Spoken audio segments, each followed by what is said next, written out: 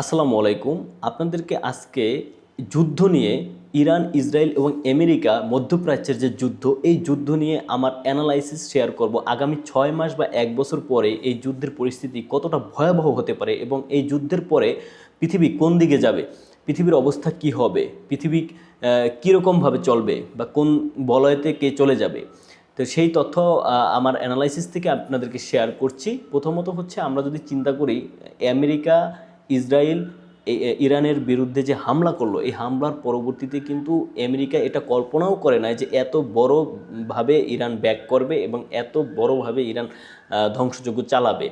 এবং তারা ভাবছে যে ইরানের উপরে বড় রকম হামলা করলে ইরান দায় স্বীকার করবে বা ইরান নত হবে এবং আলোচনায় বসবে, কিন্তু সেটা কিন্তু হচ্ছে না। ইরান কিন্তু কোনোভাবেই আলোচনায় বসতে রাজি হয় না এবং ট্রাম্প কিন্তু কয়েকবারই আলোচনার ইঙ্গিত দিয়েছে, কিন্তু ইরান কিন্তু কোনোভাবেই সেই আলোচনায় বসতে রাজি হয় না। এখন কি হবে? এই যুদ্ধ যদি চলমান থাকে তাহলে আগামী 6 মাস পরে, অলরেডি মাত্র 1 মাস হতে না হতে 25% তেলের দাম বেড়ে গিয়েছে। কোথায়? ইউরোপে, আমেরিকায়, এই জায়গায়। তো তার মানে কি? তার মানে হচ্ছে ফিস্টালাইজার, ফ্যাক্টরি, যত কিছু আছে সব কিছুতে কি 25% প্রাইস বেড়ে যাবে। এমনকি ট্রান্সপোর্ট ভাড়া, বিমান ভাড়া, সব কিছুতে কিন্তু 25% বেড়ে যাবে। শুধু তাই না, যদি আমরা খাদ্যের কথা চিন্তা করি, যে ফিস্টালাইজার সার কোম্পানিগুলো আছে তারা কিন্তু অনেক সংকটে পড়ে গেছে অলরেডি। কারণ অয়েলের দাম বাড়লে সারের দাম বাড়বে, সারের উৎপাদনে কিন্তু অলরেডি সংকট তৈরি হয়ে গেছে, যার ফলে খাদ্য সংকটের একটা বিশাল সংকট দেখা যেতে পারে, একটা বিশাল একটা নিউজ দেখা যেতে পারে। তো সেই জায়গা থেকে এটা একটা আলোচনার বিষয় এবং এটা একটা অ্যানালাইসিসের বিষয়। তো এটা হচ্ছে একটা পার্ট, সংকটময় পার্ট। কিন্তু বলয়ের কথা যদি আমরা বলি, যে কার বলয় কে চলে যাবে, আপনি যদি একটু ভাবেন, আমেরিকার কথা ভাবেন। আমেরিকা কিন্তু যদি এখান থেকে তেল নিতে না পারে, সুস্থ মাথায় যদি আমেরিকার কোম্পানিগুলো ভালোভাবে এসে কাতার থেকে, মধ্যপ্রাচ্য থেকে, সৌদি আরব থেকে তেল কিনে নিয়ে যেতে না পারে, তাহলে কি ঘটবে? তাহলে আমেরিকার এখানে কোনো নিরাপত্তা থাকবে না এবং আমেরিকার কোম্পানিগুলো আসতে চাইবে না। যেখানে যদি দেখে যে তাদের একটা কয়েক মিলিয়ন ডলারের একটা জাহাজে হামলা করে দিছে, তখন এই রিস্ক নিয়ে আমেরিকার কোম্পানিগুলো কখনোই মধ্যপ্রাচ্যে তেল কিনতে আসতে পারবে না, তাদের নিরাপত্তা ঝুঁকিতে থাকবে। তাহলে আমেরিকা কোথায় যাবে? আমেরিকার হাতে পথ আছে অনলি ভেনিজুয়েলা। ভেনিজুয়েলার প্রেসিডেন্টকে ইতিমধ্যে তারা অবৈধভাবে অ্যারেস্ট করে, হাইজ্যাক করে তারা আটকে রেখেছে এবং ভেনিজুয়েলাকে তারা অনেকটা কবজা করে ফেলছে। তো এক পর্যায়ে তাদের এই ভেনিজুয়েলা আক্রমণ চালিয়ে ভেনিজুয়েলা কী করতে হবে? তাদেরকে ভেনিজুয়েলার উপরে নির্ভর করতে হবে তেলের জন্য। আর চীন এবং রাশিয়া এবং ইরান, এই যে উত্তর কোরিয়া সহ এই যে একটা বলয় আছে, এরা কি করবে? এরা হচ্ছে আলাদা একটা বলয় তৈরি করবে, যেটা হচ্ছে ইএনএ কেনাবেচা হবে তেল। সেই ইএনএ তেল কেনাবেচার প্রথা কিন্তু অলরেডি শুরু হয়ে গেছে। অলরেডি কিন্তু ইরান প্রচুর পরিমাণ ইএন সংগ্রহ করতেছে এবং ইএনএ তেল কেনাবেচা করলে চায়নার সাথে কিন্তু তারা ডিল করতে পারবে। চায়নায় কিন্তু 90% প্রোডাক্ট চায়নায় পাওয়া যায়। হ্যাঁ, এবং যখন এই যুদ্ধটা 1 মাস, 2 মাস, 1 বছর, 2 বছর চলমান থাকবে, তখন এমন একটা পরিস্থিতি সৃষ্টি হবে যে আমেরিকা কিন্তু অনেক সংকটে পড়ে যাবে। পরে বাধ্য হয়ে একটা বলয় সৃষ্টি হবে। ডলারের একচ্ছত্ব আধিপত্য কিন্তু এটা আর থাকবে না। একচ্ছত্ব আধিপত্য থেকে ডলার উঠে যাবে। তখন ইয়েন ব্যবহার হবে, রুবেল ব্যবহার হবে, বা ব্রিক্স যেটা করতেছে, ব্রিক্স যে নতুন একটা মুদ্রা নিয়ে আসতেছে, সেই মুদ্রাও কিন্তু ব্যবহার হতে পারে। এটা একটা পতনের লক্ষণ। আপনার ডলারের কিন্তু কোনো কম্পিটিশন ছিল না, কেউ কোনো একটা মুদ্রা তার কম্পিটিশন মনে করতো না। কিন্তু যখন কম্পিটিশন তৈরি হবে, যখন 10% মার্কেটটাও যদি দখল করে, যে আমেরিকার 100% মার্কেট ডলারে, সেখান থেকে 10% যদি ইয়েন দখল করে, তো এটা আস্তে আস্তে 10% থেকে 20% হয়ে যাবে, 20% থেকে 30% হয়ে যাবে, 30% থেকে একসময় এটা একটা বড় আকারে বুম করবে। কারণ চীনের যে সক্ষমতা রয়েছে, সেই সক্ষমতা আমেরিকার নাই। কিভাবে নাই? চীনের 90% প্রোডাক্ট উৎপাদনের সক্ষমতা রয়েছে। আমেরিকায় কয় পার্সেন্ট প্রোডাক্ট উৎপাদন করতে পারে না। আমেরিকার অনেক প্রোডাক্টই হচ্ছে চীনের উপরে নির্ভরশীল এখনও। ইভেনকে আমরা কি আইফোন চালাই, সেই আইফোনও কিন্তু চীনে তৈরি, আপনারা জানেন। তো সেই চিন্তা করলে চীনের কিন্তু ভবিষ্যতে বিশ্ব পরিচালনা করার সম্ভাবনা খুবই বেশি।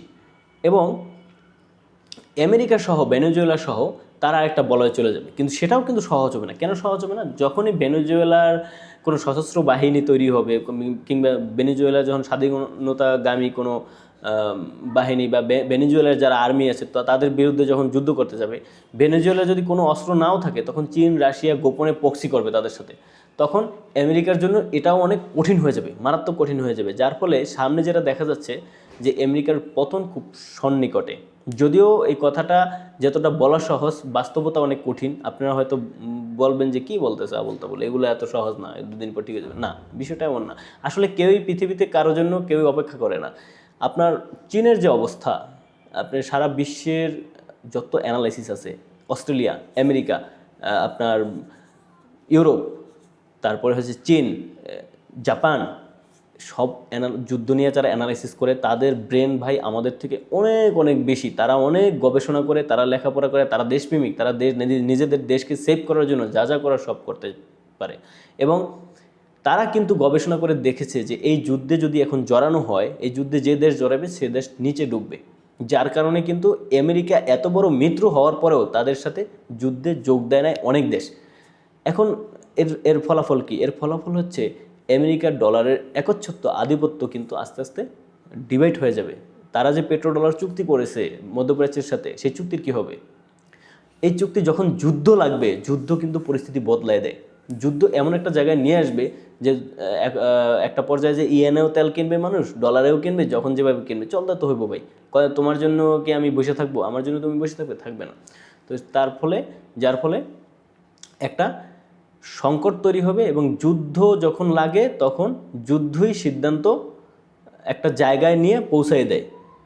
হ্যাঁ, যখন যুদ্ধ ভয়াবহ রূপ ধারণ করবে আরও, তখন যুদ্ধই একটা পরিস্থিতিতে নিয়ে পৌঁছে দেবে, যেই পরিস্থিতিতে দেখা গেছে কি শুধুমাত্র ডলার রাজত্ব করতে পারবে না, তখন ইয়েন রাজত্ব করবে। তখন মানে 2-3টা বলয় তৈরি হয়ে যাবে। ব্রিক্সে যে একটা মুদ্রা তৈরি করছে সেটাও তখন দেখা গেছে গ্রো করবে। তো আপনারা জানেন যে গাদ্দাফি একটা কাজ করেছিল যে আফ্রিকার দেশগুলোর সাথে চুক্তি মুক্তি করে বলছিল ঠিক আছে, তোমাদের যে এতদিন তোমাদেরকে শাসন করছে, যাই করছে না করছে, এখন আমরা সবাই মিললে এমন একটা মুদ্রা তৈরি করব যে মুদ্রাটা হচ্ছে আমরা ব্যবহার করব এবং যেটা দ্বারা আমরা পশ্চিমাদের সাথে বাণিজ্য করব। তো তারা কিন্তু একটা মুদ্রা তৈরি করছিল গাদ্দাফি, সেই মুদ্রাটার নাম ছিল কি গোল্ড কয়েন, মেবি খেয়াল নেই আমার, যাই হোক। তো সেই মুদ্রাটা কিন্তু পরবর্তীতে কন্টিনিউ করতে পারে নাই। তখন কিন্তু আমেরিকা তার ক্ষমতা দ্বারা কি করছে, আমেরিকার সেনাবাহিনী লিবিয়ায় এসে সেই গাদ্দাফিকে হত্যা করছে।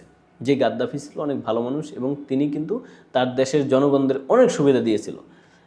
কিন্তু সেইটা হচ্ছে অনেক বছর আগের কথা, কিন্তু বর্তমানে কিন্তু পরিস্থিতি অনেক বদলে গেছে। এই সময়ের মধ্যে কিন্তু চীন নিজেকে বিশাল বড় রূপে কিন্তু উপস্থাপন করছে। চীন কিন্তু বিশ্বের অন্যতম পরাশক্তি রূপে নিজেদেরকে হাজির করছে।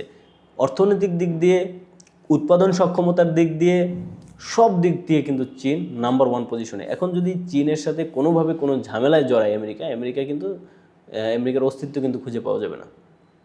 তো সেই জায়গা থেকে যদি আপনারা চিন্তা করেন যে চীনের যে জায়গাটা, এই জায়গাটা অনেক স্ট্রং পজিশন। এবং ইতিমধ্যে কিন্তু একবার ইরান ঘোষণা দিয়েছে যে যারা ইয়েনে তেল কিনবে তাদের যুদ্ধে হামলা করা হবে না, যারা ইয়েনে কিনবে না তাদের যুদ্ধে হামলা করবে। তাদের যুদ্ধে না তো তাদের জাহাজে হামলা করবে। তো এরকম এটা কি বার্তা দেয়? এটা আসলে এরকম একটা বার্তা দেয় যে ডলারের রাজত্ব শেষ পর্যায়ে চলে আসতেছে এবং কিছু দেশ আছে চীনের বলয় চলে আসবে। চীন, রাশিয়া এবং এই যে এই বলয়টা চলে আসবে। উত্তর কোরিয়া, যেই উত্তর কোরিয়া এখন সারা বিশ্বে একঘরে হয়ে আছে, সেই উত্তর কোরিয়া তখন একঘরে হয়ে থাকবে না। তারা তখন গ্লোবাল বাণিজ্যে অংশগ্রহণ করার সুযোগ পাবে। কিভাবে? যখন তাদের আলাদা একটা বলয় হবে। অলরেডি চীন, রাশিয়া কিন্তু উত্তর কোরিয়ার সাথে কেনা বেচা, বাণিজ্য, যাওয়া আসা এগুলো করতেছে। যখন আরও কিছু কান্ট্রি এখানে যুক্ত হবে তখন একটা গ্লোবাল সুবিধা তারা পাবে। হ্যাঁ, বিভিন্ন দেশের সাথে বাণিজ্য হয়ে যাবে। তখন উত্তর কোরিয়া যখন সংকটে আছে, এই সংকটটা থাকবে না। তখন দেখা গেছে তারা তাদের অর্থনীতি গ্রো করে ফেলবে। এইভাবে রাশিয়া তাদের অর্থনীতি আরও গ্লোবালি গ্রো করতে পারবে। হ্যাঁ, তখন দেখা গেছে যে সারা বিশ্বে একটা অন্যরকম পরিস্থিতির সৃষ্টি হবে। আমেরিকা যদি চায় চীনের সাথে সকল বাণিজ্য এখন ক্যান্সেল করে দেবে, পারবে না আমেরিকা। তাহলে আমেরিকা নিজেই সংকটে পড়বে অনেক।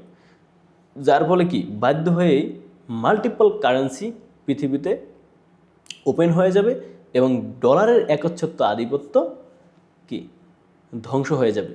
একচ্ছত্ব আধিপত্য আর থাকবে না। হয়তো কিছু দেশের সাথে ডলারের বাণিজ্য থাকবে, কিছু দেশের সাথে ইয়েনে বাণিজ্য থাকবে, কিছু দেশের সাথে রুবেলে থাকবে, কিছু দেশের সাথে ব্রিক্সের যে মুদ্রা আছে সেটাই থাকতে পারে। এভাবে হচ্ছে পৃথিবীর এই যুদ্ধটা পৃথিবীর একটা বিশাল পরিবর্তন নিয়ে আসবে। এবং ট্রাম্পের জন্য এই যুদ্ধ লাগানো হচ্ছে পৃথিবীর সবচেয়ে বোকামি কাজের মধ্যে একটা। এবং এই যুদ্ধ লাগানোর মানে হচ্ছে আমেরিকা নিজেদের পতনের যে দরজা, সে দরজা খুলে সামনে পা বাড়াচ্ছে। কথাগুলো হয়তো মনে হতে পারে ভাই আবেগী কথা বলতেছেন, না আবেগী কথা না, চরম বাস্তবতা। এটা চরম বাস্তবতা এবং সে বাস্তবতা খুব সন্নিকটে। কারণ যখন আপনার পরিস্থিতি চেঞ্জ হয়ে যায়, যখন আপনি দেখতে পাচ্ছেন যে সব কিছু চেঞ্জ হয়ে গেছে, চীনের বিশাল তাদের যে গ্রোথ, তাদের যে বিশাল অর্থনৈতিক ব্যবস্থা, সেই ব্যবস্থা যখন ওপেন হয়ে গেছে, ডলারের বিরুদ্ধে গিয়ে এত বড় ব্যবস্থা ওপেন হয়ে গেছে, যদি চীনের ইয়েন যদি ডলারের সমান লেনদেন করতো তাহলে তো চীনের অবস্থা আরও অনেক উপরে উঠে যেত। তাদের ডলার থাকার পরেও চীন এত দূরে আগে গেছে। তার মানে বাস্তবতা হচ্ছে যখন যার কাছে সক্ষমতা বেশি তখন সময় তার পক্ষে চলে যায়। যার ফলে এখন সময় চীনের বলয়ে চলে যাচ্ছে। এটা হচ্ছে চরম বাস্তবতা। আজকে এই পর্যন্তই। ভালো থাকবেন সবাই। আসসালামু আলাইকুম।